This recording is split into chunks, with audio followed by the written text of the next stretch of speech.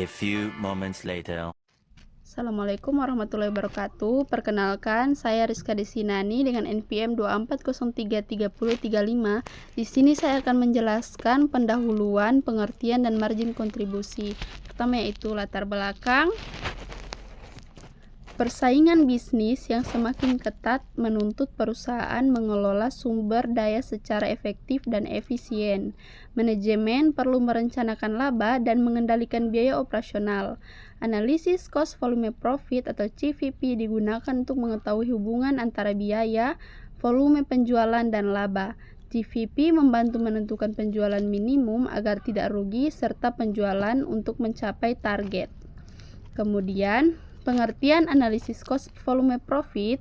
CVP adalah metode analisis untuk mempelajari hubungan antara biaya volume penjualan dan laba perusahaan dan digunakan untuk perencanaan laba, penentuan harga jual, dan pengambilan keputusan manajemen. Unsur utama CVP yaitu biaya atau cost, volume penjualan, dan laba atau profit. Kemudian, asumsi dalam analisis CVP, biaya dapat dipisahkan menjadi biaya tetap dan biaya variabel. Harga jual per unit dianggap tetap, begitu juga dengan biaya variabel per unit dianggap tetap. Dan jumlah produksi dianggap sama dengan jumlah produk yang dijual dan komposisi penjualan tetap untuk perusahaan multiproduk. Berikut manfaat analisis CVP. Pertama, membantu perencanaan laba perusahaan. Kedua, membantu pengambilan keputusan manajemen. Ketiga, membantu pengendalian biaya operasional. Keempat, menentukan titik impas atau break-even point. Dan kelima, menilai tingkat keamanan penjualan. Berikut saya masuk di pengertian margin kontribusi. Margin kontribusi adalah selisih antara penjualan dengan biaya variabel dan menunjukkan jumlah pendapatan yang tersedia untuk menutupi biaya tetap dan menghasilkan laba, dan semakin besar margin kontribusi, semakin besar pula peluang perusahaan memperoleh keuntungan. Rumus margin kontribusi. Margin kontribusi sama dengan biaya variabel. Rasio margin kontribusi sama dengan margin kontribusi atau penjualan kali 100%. Contoh perhitungan margin kontribusi penjualan 100 juta, biaya variabel 60 juta, margin kontribusi 40 juta, rasio margin kontribusi 40 juta.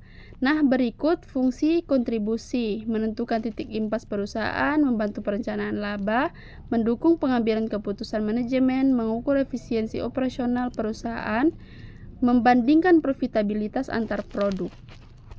Assalamualaikum warahmatullahi wabarakatuh. Perkenalkan, nama saya Gina Mariana Potimbang dengan NIM 24033034. Di video ini saya akan melanjutkan materi dari kelompok kami, yaitu analisis titik impas atau break-even point dan analisis target laba.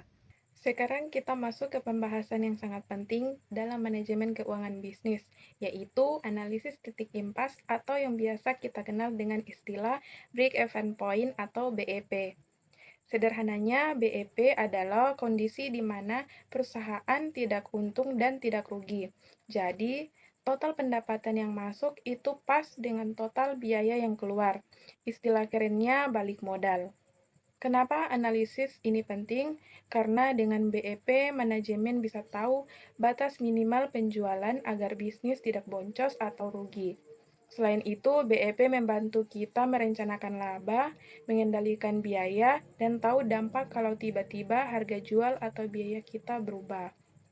Biar lebih kebayang, mari kita lihat contoh kasus di slide ini. Katakanlah sebuah perusahaan punya data seperti ini. Biaya tetap 50 juta, ini biaya yang mau jualan atau tidak, tetap harus dibayar. Contohnya sewa gedung. Harga jual per unit 20.000, biaya variabel per unit 10.000. Ini biaya yang ikut jumlah produksi seperti bahan baku. Pertama, kita cari dulu margin kontribusi per unitnya, yaitu harga jual dikurangi biaya variabel. 20.000 dikurangi 10.000, yaitu 10.000. Sekarang, mari kita hitung BEP-nya lewat dua cara. Pertama, BEP dalam unit. Rumusnya adalah biaya tetap dibagi margin kontribusi. BEP unit sama dengan 50 juta dibagi 10.000 yaitu 5.000 unit. Artinya perusahaan minimal harus bisa menjual 5.000 unit produk supaya tidak rugi. Kedua, BEP dalam rupiah. Kalau dihitung dalam uang, kita cari dulu rasio marginnya 50%. Maka biaya tetap dibagi 50% rasio margin kontribusi. BEP rupiah sama dengan 50 juta dibagi 50%, yaitu 100 juta. Artinya, target penjualan minimal dalam bentuk uang harus mencapai 100 juta rupiah.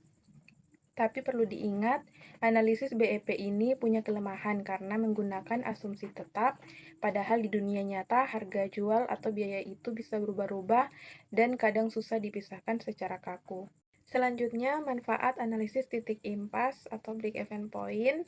Analisis titik impas atau break-even point bukan sekedar alat hitung-hitungan akuntansi, melainkan kompas strategis bagi manajemen dalam mengelola bisnis.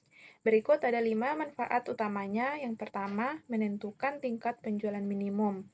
Analisis ini memberitahu kita target paling aman, yaitu volume penjualan minimal yang harus dicapai agar perusahaan tidak mengalami kerugian. Jika penjualan berada di bawah titik ini, bisnis dipastikan rugi. Yang kedua, membantu perencanaan laba. Setelah mengetahui titik impas, manajemen bisa merencanakan target laba yang diinginkan secara realistis. Kita bisa menghitung berapa banyak produk yang harus terjual jika perusahaan ingin untung 50 juta bulan ini. Yang ketiga, membantu pengendalian biaya. Melalui analisis BEP, kita dipaksa untuk memetakan dengan jelas mana biaya tetap seperti sewa gedung dan mana biaya variabel seperti bahan baku.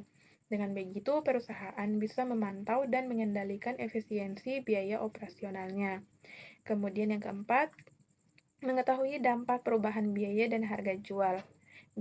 Bisnis bersifat dinamis. Jika harga bahan baku naik atau jika kita ingin menurunkan harga jual demi bersaing, analisis BEP dapat mensimulasikan dampaknya secara instan terhadap posisi keuangan kita. Apakah titik impasnya bergeser, naik, atau turun. Kemudian yang kelima, membantu pengambilan keputusan bisnis. Pada akhirnya, semua data di atas bermuara pada keputusan strategis. Apakah kita perlu melanjutkan lini produk baru? Apakah kita perlu ekspansi? Analisis ini memberikan landasan berbasis data driven agar keputusan tidak diambil secara tebak-tebakan. Nah, setelah tahu batas aman biar tidak rugi di analisis BEP tadi, sekarang pertanyaannya, kan kita bisnis pengen untung, bukan cuma pengen balik modal saja. Disinilah kita butuh analisis target laba. Analisis ini digunakan untuk tahu berapa banyak produk yang harus kita jual kalau kita punya target keuntungan tertentu. Rumus dan contoh perhitungan target laba, rumusnya sebenarnya mirip dengan BEP, cuma di bagian atas kita tambahkan target laba yang kita inginkan, yaitu unit penjualan sama dengan biaya tetap ditambah target laba dibagi margin kontribusi per unit. Mari kita lihat contoh simulasi perhitungannya di slide. Perusahaan memiliki biaya tetap 40 juta, margin kontribusi per unit sudah diketahui sebesar 8.000. Perusahaan menetapkan target laba yaitu 24 juta. Berapa unit yang harus terjual?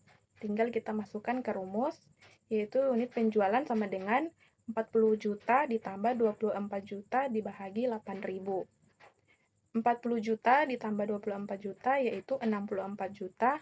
Kemudian dibagi 8.000, hasilnya yaitu 8.000 unit. Jadi kesimpulannya, kalau perusahaan ingin mengantongi keuntungan bersih sebesar 24 juta, tim penjualan harus mampu menjual minimal 8.000 unit produk. Baiklah, itu tadi penjelasan tentang analisis titik impas atau break-even point dan analisis target laba.